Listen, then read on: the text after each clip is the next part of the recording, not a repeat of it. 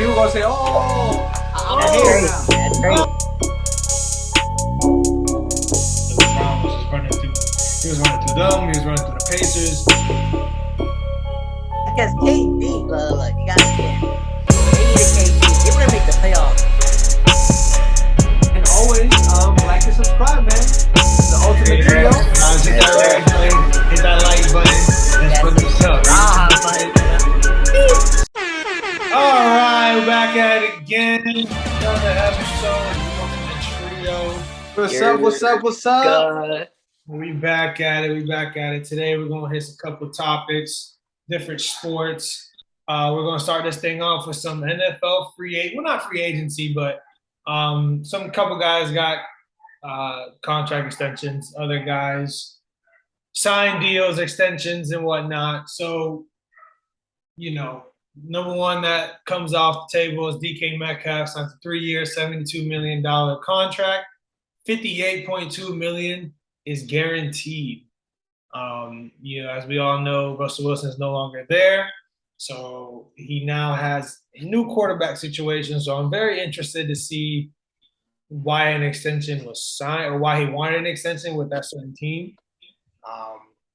That's my feel on it. I'm not 100% sure if that's a recipe for success coming, especially with Pete Carroll saying that he wants to run the ball a little bit more. So, I mean, he got a nice payday, but how effective will he be is my thing. Okay, next one is Tom Brady gets a new wide receiver, Julio.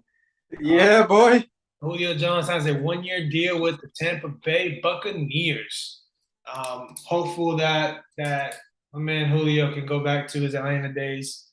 I thought he'd be successful in Tennessee, but couldn't stay healthy. And it just didn't seem like the offensive scheme they had up there was for him. So he didn't really, succeed when he was on the field. The 49ers have moved on from Jimmy Garoppolo and will focus as Trey Lance as their number one quarterback. This one here, I just don't understand. I get it. Jimmy G's, he's booty, this and that. But his man took y'all, to the Super Bowl, was winning the Super Bowl, could have won it if defense would have held up, if they would have scored a little bit more. But he had to lead in the Super Bowl. He's taking y'all to countless conference finals games. I don't know if it's conference finals, but I don't know. That one doesn't really make sense. I understand Trey Lance is young. You want to give him the reins to the offense early, but that one kind of blows my mind. Other one is Kyler Murray gets a contract extension. 5 years, $230.5 million contract. 165 of that is guaranteed. Now, here's the twist that created a little bit of controversy. In Kyler Murray's contract, they had a personal study clause, basically saying that he had to study film and I guess do some sort of report back to the coaches that he did, study some film. This created some shockwaves throughout the entire NFL world. This made it seem like Kyler Murray didn't watch any film, was kind of just going out there, pure talent and winning games, which just makes him look even better, in my opinion. He being on his video games too much. Yeah, there was also a report that said when Call of Duty had a double XP weekend, that's when he had his most terrible games on Sunday. So, I mean, hey, Call of Duty, if you're watching this, keep it weekdays for that man, Kyler Murray. Deebo Samuel also signs a $71.55 million contract. Debo. $58.1 million is guaranteed. Now here, Deebo also has a couple of incentives in his contract. He came out and said that he didn't want to be used as a running back, would like to focus more on just being a wide receiver, which was making him do his hold-in, which I'll explain what that is in a little bit. But basically, his contract breakdown is In case the 49ers use him as a running back wide receiver, he can earn up to an additional $1.95 million in incentive. He can earn up to $650,000 per year if he exceeds more than 380 rushing yards, 150,000 if he scores 3 or more rushing touchdowns. So basically, he's saying if you're going to put me as the running back and use me in this way, I want to be incentivized for running both positions. Which kudos to his agent because that's probably the smartest thing I think I've ever seen Yeah. this happen. I mean, you don't really see multi position guys in the NFL. So, this right here is really good. This will kind of set a baseline for other guys who can be used for stuff like this. So yeah, what do you guys think? Yeah, Well, I guess starting with the first one with DK Metcalf. I mean, I don't know. I mean, I guess it is what it is. I mean, what he was gonna do, ask for a trade. I mean, and start all over again. I mean, he's gonna have to struggle a little bit where he's at. For a couple of years. That situation's not very good with Drew Lock and Geno Smith. But I mean, not all the good players can get traded. I mean, some of them got to stay. So you guys guarantee money. Yeah, that's true. nah, I think down for DK. Obviously gonna be in a rebuild mode. Pete Carroll, obviously wants to run the ball. They have two great running backs in what's his name, Rashad Penny and Kenneth Walker. Rashad Penny, if he could stay healthy, he could really produce. We saw in the last 3 weeks of the season him putting up great numbers. And like they're gonna try to. I feel like they're gonna try to lose more games. Like I think they can probably win like 6-5 games because I think when a quarterback. I believe They win no 5-6 games. They'd be happy they win 3 games. They win no like 5-6 I'm saying like games. there's I believe Bryce Young from Alabama. I think he's probably into the draft, so they can probably try to get a quarterback from the next year's draft or in 2 years. So that's my opinion about the DK. He wants the money. He got the money. He's probably just looking into the future and be a team. He's being a team's player. Staying with the team. They're gonna struggle. I don't see that working out for him. I think that was as far as Brady goes, with Julio getting Julio, I think it's pretty good. It's low risk, high reward. I mean, they got him the worst that could happen is he gets injured, again. But they're not giving him a ton of money, and the best that could happen is he gets close to 2019 version of Julio Jones or 2018 or prior to that. So that would be really good if he can, and it's not like he's had, all right, he has struggled to stay healthy, but it's not like he's had, major, injuries like ACL, from what I can remember, ACLs or MCLs and things like that. It's been like hamstrings and things like that, which are, nothing to play with either, but, it's not as bad as that. So I think that's low risk, high reward. It's not bad. I mean, it's not like we're asking him to be our number 1 wide receiver. He's going to be most likely the number 3 on the depth chart, and Julio Jones, number 3 on your depth chart. I'll take it. I think Tampa Bay and Tom Brady needs him to be like the Antonio Brown of the team, like how they use Antonio Brown, get those one-on-one matchups, because obviously Julio Jones is tall. He's a big person to guard, so he could give you the one-on-one balls. And having Julio Jones your third wide receiver with Chris Godwin, Mike Evans, that's really good for Tom Brady. I think they just need that for the person for Tom Brady with Chris Godwin. I don't know when he's coming back. I think so with his injury. So I think Julio Jones is a good piece, but he's not gonna be the prime Julio Jones. He's not gonna give you that much. But if you think about last year, a big reason, there were 2 big reasons in terms of the Bucs side, in terms of why they lost against the Rams. If you think about it, in that game, they only had really Mike Evans. The rest were either injured or not there. Antonio Brown had left, right? And Chris Godwin had already torn his ACL, I think it was, a month prior. So he had Mike Evans only. The other issue was the O-line. They lost the O-lineman. But anyways, I think it's more for depth. because in the end, towards the end of the season, 17-game season, they want to make sure they have, some good options. So they're in that situation again, and Brady's not having to throw to fourth and fifth string wide receivers in the playoffs. And then what was the other one? What, Kyler Murray? That was kind of funny, kind of silly that he came out trying to trying to reiterate it, no, that he does his thing, and then they took the clause out of the contract and everything. Who knows what in reality was true? I mean, I think that if they put it there, it's for a reason. They didn't put it. They don't put it in Patrick Mahomes' contract or anybody else's contract. Why only him? So I understand. He could say what he wants to defend his character, but if they put it there, it's for a reason. So they took it out now. Level focus. You saw in the second half of the season, like they're losing games they shouldn't have lost. The Detroit Lions. I think they could beat the Packers, but they weren't focused. He wasn't focused. Offense wasn't as good as it was in the first half of the season. So and that's happened the first 2 years, or I don't know if it's 3 years of his career. They started off really hot, and they made a joke about that. I don't know if it's Call of Duty or which video game comes out, maybe in November, and then they were like, "Oh, once it comes out, the no one comes out." Then they start losing games. He started not playing so well, so that's not a good look for him either. But he deserves his contract though, because he is a great quarterback. He's a really great. He's like a mini Lamar Jackson. Literally, he could scram out the pocket, could throw outside the pocket.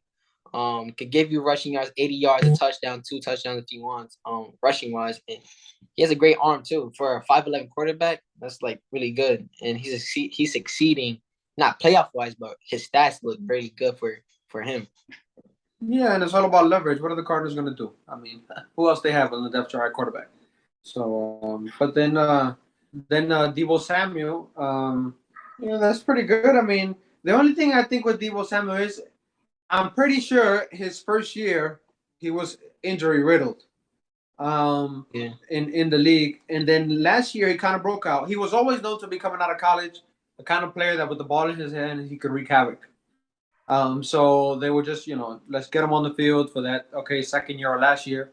And then, we saw what he could do. So he had one really great year.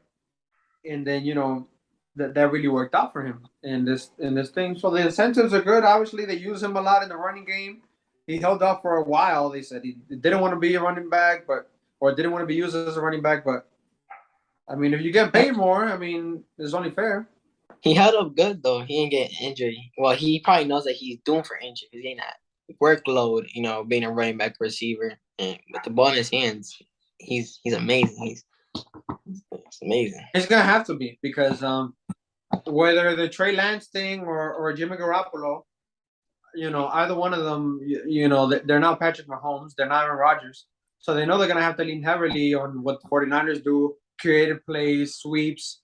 Run around and using the wide receivers as running backs. So they know they're gonna have to use him heavily. So that's more to him to try and get paid. Well, as you guys were talking about Deebo Samuels and this hold out, there's kind of been a new trend in the NFL with guys who want their contract extensions. They're doing, instead of holding out, what they're doing now is holding in, which is when they attend training camp and QTAs and all that stuff. They just don't participate. They don't dress out. They're not in pads. They're not in jerseys, nothing like that. So they're there in the facility around the team. They're just not practicing, which I feel like helps a player out. Media wise, team wise. It kind of shows everybody that, hey, I want to be here. I just want to be, paid what I think I deserve. Instead of holding out, in your house, not showing up to work. Yeah, and like guys not knowing, or like media not knowing if you're putting in work, if you're, still doing training regimen, if you're getting what the team worked on, that if you're staying in tuned, this and that. So I kind of like the hold in aspect of it. I'm curious if more NFL players will do this down the road. but we'll see. I also saw this thing where as soon as the 49ers had Trey Lance as their QB1, Jimmy Garoppolo never he didn't really practice with the team anymore. He was practicing on his own with like staff and stuff like that. So you kind of stay in tune and hopefully get traded somewhere and kind of help. I hope Jimmy G goes somewhere where he can produce and play ball. He's a good quarterback, I think. He should have expected though, cause like they drafted Trey Lance, so like you know he's gonna get gone after a couple years. Maybe not only that they drafted Trey Lance, but they traded 3 first-round picks in order to get Trey Lance. So that's the thing. That's why they get a little these organizations they get a little hard-headed, because Trey Lance maybe he may not be there, he may not be there yet or what they think he should be at, but they're like, oh no, we traded for 3 first-round picks, so we have to put him in, or this has to be the answer. Yeah. So that's the way they see it. So that's why they're like, whether we like it or not, we're gonna put Trey Lance in. So. Or you can be the Packers and draft a first-round quarterback and keep him on your bench for however long. But we're gonna switch some gears here. Talk a little bit about baseball. There seems to be some trouble down in the Bronx. I don't know what's going on out there, but them boys don't look good. I don't know how much games they. I think they lost like 7 out of 10 or something like that recently. Yeah, it was 9 out of 11. 9 out of 11. They just dropped last night to my boys, which says a lot because they're probably the worst team in baseball. I don't know what's going on, man. That starting rotation, like it's holding up. You had mentioned that earlier in our previous Yankees episode that your main concern was the starting pitching. So go ahead and divulge into that a little bit. Yeah, when offensively, I'm not so worried because we do have some players that are missing, like Stanton, which has played really well when he's been available this year, and then LeMahieu has a nagging foot injury, and Rizzo as well has kind of been in and out of the lineup. So but once they come back, hopefully for the playoffs, then I'm not so worried about that. But the starting pitching, that's always like I said previously, when it comes into October, hopefully November.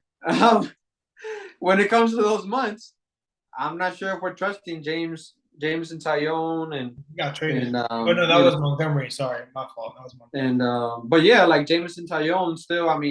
That's not. Garrett Cole, I still trust him. He's had a couple of bad outings, but he's still pitching pretty well. But I don't know. Nice turn on. I don't trust that man at all. I don't know if the rest of these pitchers are really. Montes, wasn't great in his first outing as a Yankee. He gave up 6 runs in like 3 innings, and that's not a very good ratio. So, but hopefully they turn it around because we don't want to peak in August either. These are the dog days, so hopefully they turn it around. But right now it's not looking good. Anybody, if we have a lead, we're blowing a lead. If we can't hit, there's not really much going right other than Aaron Rodgers. Aaron Judge hitting home runs left and right. So other than that, there's not really much going right, correct in the Bronx. Welcome to the club, buddy. Because ain't nothing been going right for us. It's August. Sorry. Yeah, we also got blockbuster trade as Juan Soto going over to well, we actually got 2 breaking news that involves the Padres. But first things first, Juan Soto goes over to, the Padres. They basically blew up their whole farm organization for it. Gave up a lot of future for him. I hope that he's not just a rental. I know they got him. He's got arbitration 1 more year, but I guarantee he's going to want a contract by then. So of course. Yeah, he has to. They got him on a contract for 1 maximum or minimum. Sorry. So do they pay him? Do they not? Tatis just got suspended 80 games. Yeah, like they get him. I think they got him obviously to go all in this year. Yeah. They have some good pitching. They obviously, with him have really good lineup. And then Tatis, when he's supposed to be coming back from injury, he comes in. Now he's facing 80 games. 80 games. So it's like, come on, man. Like, what are you doing? Yeah, Like, he said it. He said it was accidental. He said he used a substance that had. Oh no, they all say it's accidental. Yeah, they all Everybody say says that. that. But my thing is like you're especially in season, like it's not this dude was in the DR for the winter and was training over there and took nah. This dude is waking up, being around Padres staff from the time he wakes up to the time he goes to bed, because the one thing they want is that man to be healthy and to be in the lineup. So I don't know. You can't tell me it was a ringworm medication. No, you've got team doctors, you got personal like training staff with you. Like I said, from the time you probably wake up to the time you go to bed, they just paid you $300 million, 300 plus for a couple years. Yeah. You're not just taking medication freely. No, that's definitely not how that works. I think he, did little boosty boost. Of course. Gave him a little help to help heal his wrist. But you play stupid games, you win stupid rewards. That's true. He's just not focused. He is not focused as a player. And also, speaking of the Yankees, get rid of Joey Gallo and goes over to the West Coast and starts looking like Joey Gallo, man. That's tough. I saw a stat where I think the Dodgers were like 6-1 when he was there, and the Yankees were down like 0-7 or something like that since he was gone. So, yeah. My God. I mean, it just wasn't gonna work. We had him there for a year, almost a year, and it never worked. Yeah. I think it was actually a year to the day almost, because you guys picked him up trade deadline last year, and then let him go trade deadline this year. Mm-hmm. But that is all that we got today. Football's right around the corner. Fantasy. Yes, football season. Football. Finally, Fantasy's about to crank up. Club. Let's go. Yeah, his fantasy's about to Kyler crank Murray, up. stay off the sticks, Kyler Murray. Get your teams going. Maybe we'll do a little fantasy episode here. Help you guys out, who to draft, who not to draft, stuff like that. Without giving away too many hints, because we are playing against each other in this. Yeah. Like and subscribe. That's all we got. I beat him in the playoffs. Comment and like below. Subscribe. We out. Subscribe, like, comment. Ultimate Trio. Yes, sir. We out.